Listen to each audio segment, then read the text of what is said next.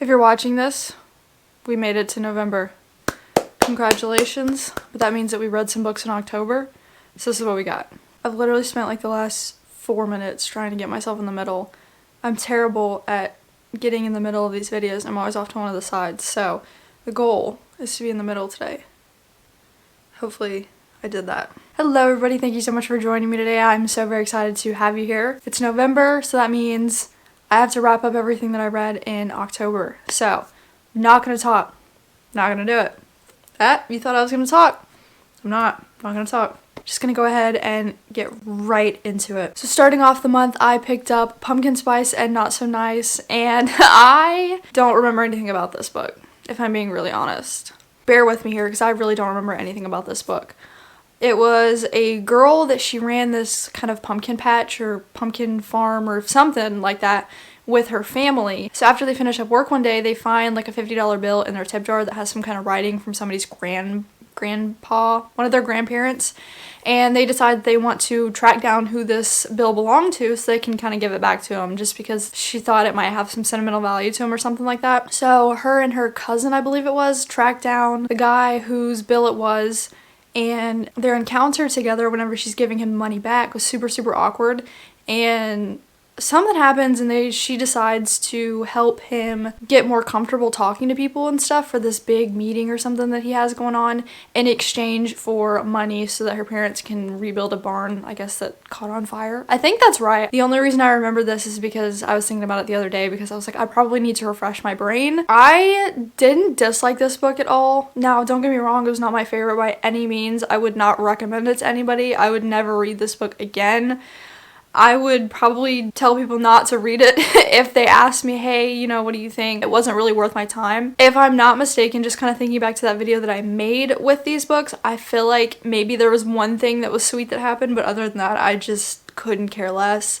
Nothing really mattered to me. The couple I didn't care about. The family was just kind of obnoxious. I do recall in this one, there was some kind of tussle that the two main characters had between each other, where he was going to give her like unsolicited advice about the farm that she worked at, and he changed his mind. So she pressured him into telling her what he was going to say but decided not to. And after like 5 minutes of her being like, hey, tell me, like, you can't just not tell me now, he finally told her, and she got mad and brought it up the entire rest of the book. So that was really ridiculous in my opinion. I was like, if you're gonna demand him tell you, you can't get mad at it. Because he was obviously not going to tell you for a reason. I would have been so ticked off if I were him. Like, I was ticked off and I wasn't him. So, I mean, there's that. Definitely wasn't my favorite by any means. It was just like an okay book. Again, I wouldn't recommend it if you have this on your list and you're like, I kind of want to read this. Like, but I don't know. Don't. I wouldn't waste your time.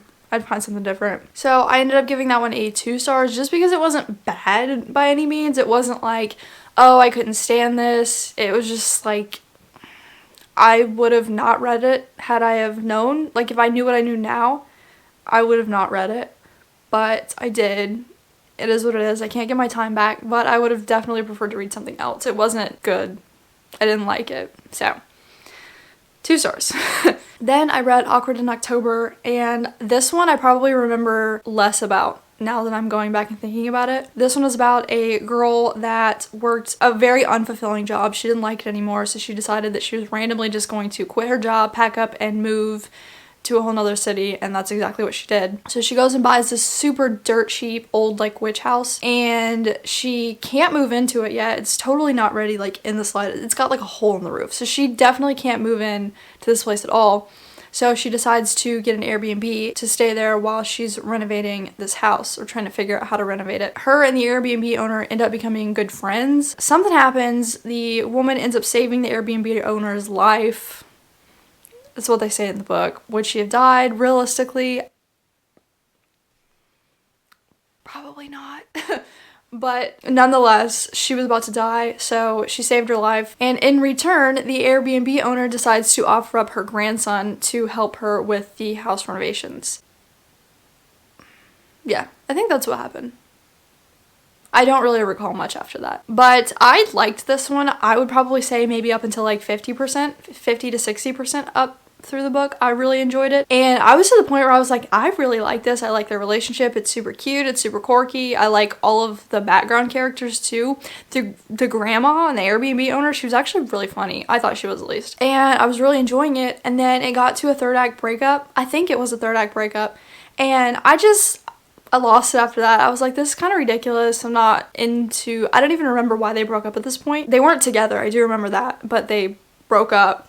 And it was just kind of like an awkward thing. It was really weird. I didn't really like that. And then it just dove into the fact that her house was haunted, and it was just too much. It lost me. It literally took like the hardest left turn I've ever seen in my life. And I was like, I can't do that. At the beginning, I was totally into it. And I was like, I'm gonna have to check out other books by this author. But after that 60% mark, I was like, ooh, no, I do not like where this turned at all. I think that I don't like third act breakups. Maybe that's my problem. I don't mind them if they're necessary, or if it like actually is pertaining to the story, but whenever you're putting a third act breakup in just to put it in there, I don't understand. And that's pretty much how this book was. It wasn't necessary. They didn't need one, but they put one in just to put one in. At least that's what it felt like to me. So I didn't like that, but oh well, there's nothing I can do about that. So I ended up giving that one a 3 out of 5 stars. It was good. Again, that last chunk totally did me in. I was not a fan of that. I can't even explain anything about it just because I was reading it and it was just going in one ear and out the other. I just was not down for it. But 3 stars. I probably could lower that one if I really wanted to, but I'm not gonna worry about it. So for right now, it's a 3 stars. Then I read Just Don't Fall, and this is part of the Sweater. This is part of the Sweater Wetter series.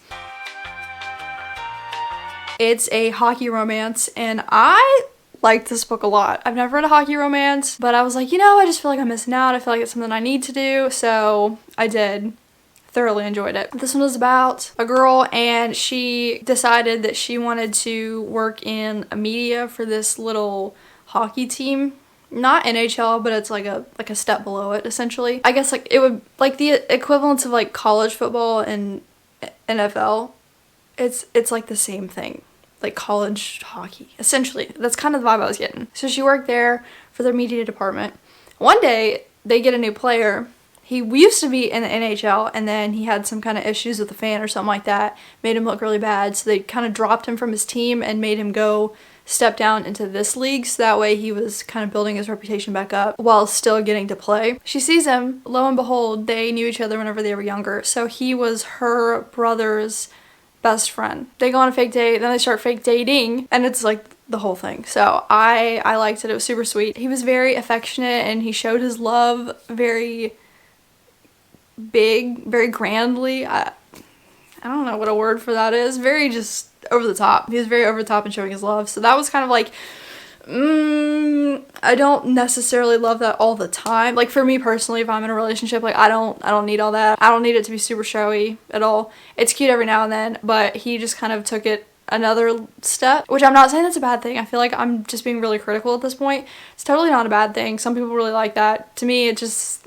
unnecessary, so I didn't really care about that. But the storyline was cute. Their relationship was sweet. The only thing is they really did just throw it in your face that they were fake dating. Like every 5 minutes they were like, oh, it's just fake. It's a fake date. We're fake dating. We're not like actually together. We're not a real couple. It's just fake. We're aware. We know that. You don't need to tell me like 7 times every chapter. That got kind of frustrating, especially because they could just, all of their issues that they were having could be summed up with like a simple conversation, but it wasn't. So it was kind of miscommunication-y. I think that did take me off a lot more than I thought it was going to in the beginning. Not in the beginning, but once that first started happening. So if you do not like miscommunication, like in the slightest, probably not this one. Again, it was just like maybe one conversation that they could have had to eliminate, not problems, but just their own frustrations. But whatever. Then I decided to read horror books for a week, and I read Bunny by Mona Awad. I don't even know where to start with this book. It was so confusing. And I say that like as somebody who already gets confused in books anyways. I don't understand why. I don't get it. I don't like, and maybe I missed this. Maybe I just wasn't paying attention or something, and they did talk about it and I just wasn't following along. I don't understand why they did what they did, what the point of it was, I don't even think we ever got any answers, really. It was just a hodgepodge of like, what am I reading? Like, seriously, what am I reading? And it wasn't bad. I will say that. It was not bad at all. It was very interesting. Did I give the other book a rating? I don't know if I did. I gave the other book 4 stars. Just Don't Fall. I gave that book 4 stars. I don't know if I said that. If I did, we'll scrap it. If I didn't, 4 stars. Sorry. But anyways, back to Bunny. It was so confusing. Literally so confusing. This one is about a girl, and she is, I don't even know what major she is. She's doing something in her college, like her graduate work or something. I can't remember what that specific term is. Undergrad, maybe that's what it is. I don't know. Just forget that. It doesn't matter in the slightest. She's in school, and she is in a class with these, I guess, 4 other girls, I'm pretty sure it is. And they're just weird, right? They're very odd, just their whole vibe is kind of unsettling, just really odd, weird, very weird. And they invited her to one of their smut circles.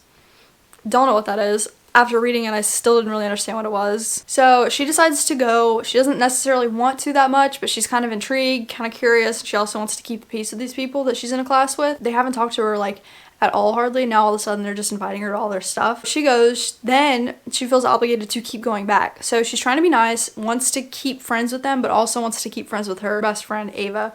And she's having a really difficult time combining the two and still being friends with Ava and being friends with the bunnies. So there's probably more of that I can say, but I don't know. I don't know what to say at all. The ending, I guess I kind of understood it. I think a lot of people, that's where they got confused. Like, they didn't understand the end. I don't want to say I didn't understand the end, but it was kind of up to interpretation, I guess, slightly. I had to go back and read it, like, a couple times. So there's that. But it definitely was very weird. I've heard a lot of people say that it's very weird and very confusing, and I didn't quite believe that, but I do. I do believe that now. I don't get the concept of this. I don't understand who thought of this. And I'm not even saying like it's a bad book. It's gross. It just has weird things. It's so odd. It's so weird. I don't get it. That's it. I just don't understand. I don't understand this book at all. I don't get it in the slightest. But I did give this one a 3 out of 5 stars. Again, it was very interesting. I don't want to say it kept me on my toes at all, but I was fascinated while I was reading it. So that was a good sign. Then moving on to my second horror book for that video, I read Tender is the Flesh, and I am not going to give a disclaimer. The book was just vile. It was absolutely ridiculous. What they were doing to these people in this book, I don't even know what to say. I literally don't know what to say. I don't know how to describe this. I don't know how to explain it. It was so just gross and dehumanizing, and the whole thing was just wild. This one is about a man. He works in a meat processing facility, and in their town, or just in this world in general, I don't quite know, there was a virus that went around that infected all of the animals, which caused the animal meat to kill people. At least that's what their government told them. So they had to stop eating meat. And then they decided to eat human meat as like a replacement. So they called it a special meat. So he runs a processing factory for this special meat. I mean, I'm sure we can see what's going on right here. It was wild. One day, I think one of the breeding facilities that he is in cahoots with, that he gets his specimens from, this is so gross. Oh my gosh.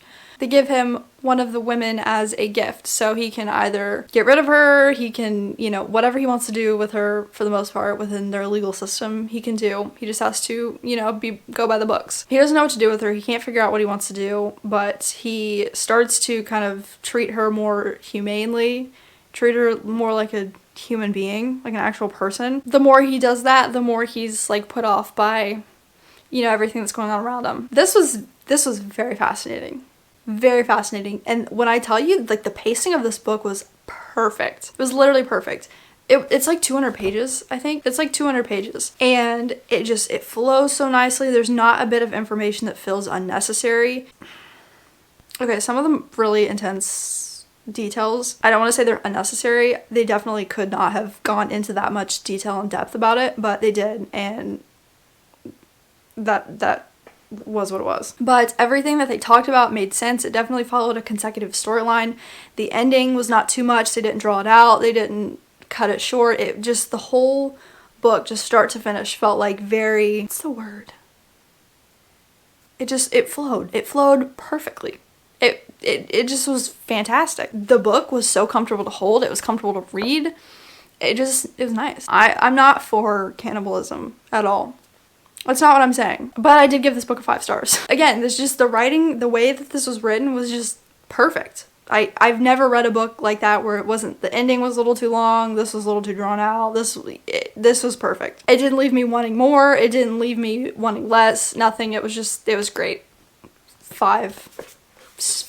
And as bad as that sounds, it is what it is. I'm sorry if that sounds bad, but I did like it. Somehow, some way. Then, for my last book for that horror video, I read Pet Sematary. This one is about a man, and he moves into this new house with his family, and they live on a very dangerous, busy road that a lot of, I don't know if they're 18-wheelers, but we'll just say 18-wheelers for the sake of this explanation. But they live on this really busy road, and there's a lot of people's pets and children and stuff that get run over on this road. They become friends with their neighbor, they go on a walk, and they run into this pet cemetery. So that's basically just this little cemetery place where people bury all of their pets that kind of get run over on this road. After they move in, the dad kind of gets a bunch of weird feelings and weird dreams and stuff like that, talking about adventuring past the cemetery, how you shouldn't do that, how you shouldn't go past it at all, just leave it alone. Well, of course, they don't listen. He ends up doing it anyways, and then the rest of it is just all of the things that follow after he declines his warnings that he's been getting. This one is very interesting as well. I've already watched the movie for this book, so I do think that there was a lot that I subconsciously remembered from the movie that I didn't think that I did. Other than that, it was still very fascinating. It was very interesting, and I don't want to say I felt nice when I was reading it, that's not what I'm meaning, but it felt like it really put you into the story. All of their conversations that they had in this book were written as you would have a normal conversation.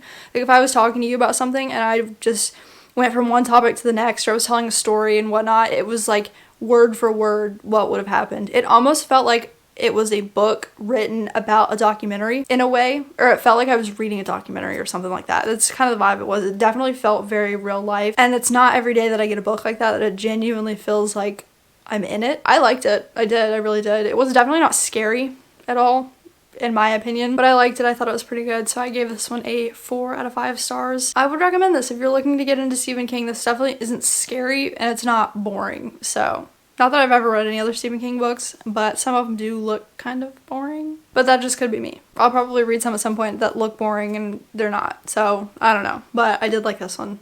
Then I read the last book in the Fault Lines series. This one's called Aftermath. Me trying to differentiate a series like this is definitely very difficult, and I also don't want to give away what happens in the other 2 books, but at the end of the day, it's a series, and I doubt many of y'all are gonna read it anyways. This one was about the dad and the daughter. Now they came together, and they're trying to find the mom. They're going from, I don't even know where this picked up. I think they were going from one of the FEMA facilities to the next. The mom is at this massive FEMA facility. At least I think that's what it's called. Hopefully it is, because I'm gonna just keep calling it that. She's at this massive facility for all of the rescues and stuff like that. So she's there with a group of people that she traveled with, and the dad and the daughter are trying to get there because they don't actually know where the mom is. They're just guessing that she's there. So they're overcoming obstacles, like a lot of very ridiculous things that are going on in this book. A lot of looting, lots of shooting, lots of weird people that are just trying to get a quick buck and steal some money and stuff from people while they're going through this mass catastrophe. Again, this one, it was the same as the other books. It was only 200 pages. Not bad, definitely not anything that was worth running to go pick this book up at all. It was good. I liked it. It was post-apocalyptic-ish. I really enjoyed the San Andreas movies, and the start of the books kind of gave me the same vibes. After I got into it, it definitely steered away from that, but still nonetheless I did enjoy it to an extent. Wasn't my favorite by any means. I'm sure you could find a better one out there. And especially this did not need to be broken up into 3 books, I feel like. Definitely just 1 book would have been fine, but again, to each their own. But I ended up giving that one a 3 stars as well as the rest of the series, so it was just a 3-star series for me. I didn't separate the ratings of any of the books. They were just all the same. Just in case if you were curious about the other ones. Then I read Indigo Ridge, and I didn't know anything about it. I've heard about it, but I don't think I've ever heard anything about the storyline, but I decided I'm just gonna read it. I assumed it was a romance, so I was like, you know, I'm kind of in the romance mood, so I'm just gonna read that. I thoroughly enjoyed it. Like, thoroughly enjoyed it. I don't know what it is. Something about cowboys or just that type of person, that type of romance. I love it. Small town on a farm. It's nice. I loved it. This one is about a woman that moves to this town that I guess her dad and her grandpa are from, and she becomes like the chief of police there. Well, most of the people that occupy this town are aware that there's this family that essentially owns the town, pretty much. They like founded the town and they've lived here forever and ever and ever. Well, she decides that she's here now and she wants to have a quick casual hookup with somebody, and she does it. Right? They both think that the other person is a tourist, so they decide to go on with it. Next day, they meet each other because her grandpa, the mayor, is introducing them to her as, famous family of the town. So she's like, well, crap, that's not good. He's like, well, crap, that's not good. She's gonna want more. But they decide to keep it professional until he finds a body of a woman that committed suicide on his property, and she has to come to investigate and decides she doesn't think it's a suicide at all. I have said this before, I've read one murder mystery romance entwined together, and I did not like that book at all. I didn't like it. I didn't like the way that the romance and the murder mystery intertwined. It really didn't intertwine at all. I didn't even know it was going to be a romance until like the last 2 chapters. But this book, it was perfect. It was flawlessly executed. Like, literally, there was the romance sprinkled in it throughout the whole time that we were building up on, and then there was the murder mystery that we kept coming back to, and it was so nice. It was so good. It was such a fascinating plot. I really did enjoy it. I thought it was so good, and I loved the chemistry between the two. It was so nice. It wasn't too slow.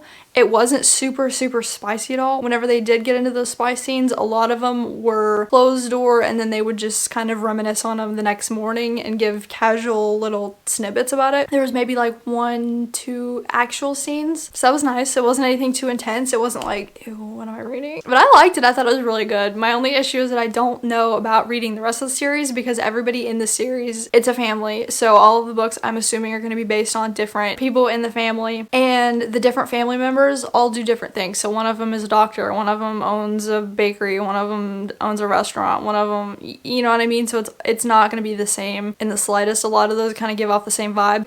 What is it? The Sophie Lark, I think that's who it is. It's like a 6-book series, and they're like mafia families. So all of the different books are based off of different people in the mafia family. So they're all together and they all do the same thing, versus this one, they all do something different. So in those books, they all kind of correlated a little bit, and they all kind of had like the similar undertones. This one, I don't even know what they're gonna do. It's not gonna be the same in the slightest, which would be kind of nice, but at the same time, like, I want more of that. I want more of that, like, that feeling, that small town. I'm gonna have to read that Elsie Silver series at this point, because that was good. I liked that. I thoroughly enjoyed that. So I gave that one a 4 stars. I liked it. Thoroughly enjoyed it, but it didn't give me 5-star feelings, so 4 it is. Then I read Daisy Jones and the Six. Ignore my stuff hanging out of it. I'm using it as a bookmark because I'm doing something with the book. There's your hint. But I did really enjoy this book as well. This one is about a band that decides that they want to be the most successful band in the world. They move to California, get a record deal, and then they get paired with Daisy. They get paired together to sing for a song, and then goes from there. She joins the band, and the rest is history. Really don't have too much to say about this one, but I did really like it. I was kind of struggling with the rating on this one because it was so real life. It genuinely felt like I was reading a documentary on these people, right? Something about the way that she writes and the way that these books almost feel real life-ish, but they're not. They're fiction. It's so mind-boggling to me. It's very interesting and very fascinating. I do really enjoy her writing style. I will say I don't think that these books are probably for everybody. She definitely has a very specific style, at least in the books that I've read of hers. I've only read 2, but so far they're all kind of like, they have a narrator, and like most books don't have a narrator anymore. It's weird. It's very fascinating, and they're very like historical-ish, so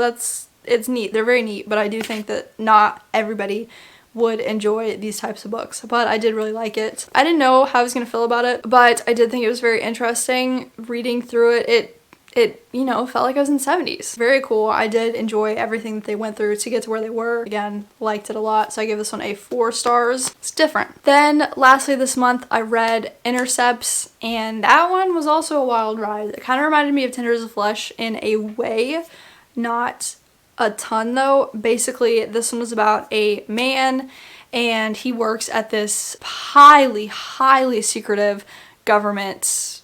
I don't even know if it's part of the government, to be honest, but he works in this highly, highly secretive facility.